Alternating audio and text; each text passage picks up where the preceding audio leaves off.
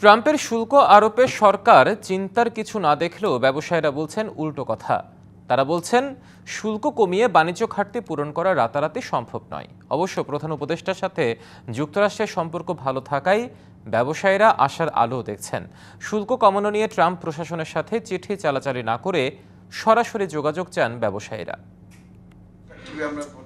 Paris ভিত্তিক ব্যবসায়ীদের আন্তর্জাতিক সংগঠন ইন্টারন্যাশনাল চেম্বার অব কমার্সের বাংলাদেশ শাখা সোমবার প্রেস ব্রিফিং এর আয়োজন করে ট্রাম্পের পাল্টা শুল্ক আরোপের প্রতিক্রিয়ায়, যেখানে সংগঠনটির নেতারা জানান তৈরি পোশাক খাতে ট্রাম্পের দেশে আগামী ৩ থেকে ৪ মাসে যেসব ক্রয়াদেশ আছে তাতে শুল্ক আরোপের কারণে $350 থেকে $400 মিলিয়ন খসবে বাংলাদেশি উদ্যোক্তাদের পকেট থেকে। $2 বিলিয়ন অর্ডার এই মুহূর্তে বাংলাদেশে, আমেরিকান অর্ডার এখন এটা প্রসেসে আছে। এই মুহূর্তের সবচেয়ে বড় চ্যালেঞ্জ এই কারণে এই $2 বিলিয়ন উপরে যে 37% এক্সট্রা ডিউটি দিতে হবে, যেটা $750 মিলিয়ন। এখন প্রশ্ন হচ্ছে এই $750 মিলিয়ন কে দিবে?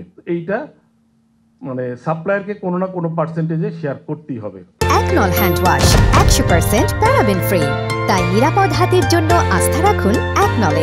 ট্রাম্পের শুল্ক ইস্যুতে ব্যবসায়ীরা চিন্তিত এবং সেখানে চিন্তার কারণ রয়েছে। তবে ভিয়েতনামের মতো শূন্য শুল্কে বাংলাদেশকে যাওয়ার পরামর্শ দিয়ে তারা বলছেন তারপরও দেশটির সাথে বাণিজ্য ঘাটতি রাতারাতি পূরণ সম্ভব নয়। সামনের দিকে যেটা আছে এটা চিন্তার বিষয়, এ সম্বন্ধে কোনো সন্দেহ নাই।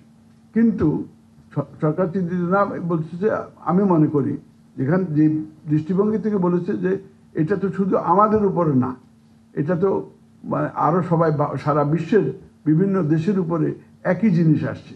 অতএব যদি কিছু সমাধান করতে হয় তাহলে আমরা একসাথেই করব। আমাদেরকে চিন্তা মানে না করে কোনো উপায় নেই, বিকজ আমাদের প্রত্যেকের ইনভেস্টমেন্ট ইজ সো হিউজ। তবে ব্যবসায়ীরা বলছেন মার্কিন ভোক্তারা অনেক বেশি শক্তিশালী ও সংগঠিত, ফলে বাড়তি শুল্ক আরোপের কারণে যে পরিস্থিতি তৈরি হবে তাতে ট্রাম্প প্রশাসন বেকায়দায় পড়বেন। আমেরিকান কনজিউমার অ্যাসোসিয়েশন, ওদের যে forum very strong, not like Bangladesh. ব্যবসায়ীরা শুল্ক আরোপের বিষয়টি নিয়ে মার্কিন প্রশাসনের সাথে সার্বক্ষণিক কাজ করতে একটি টাস্কফোর্স গঠনের আহ্বান জানান।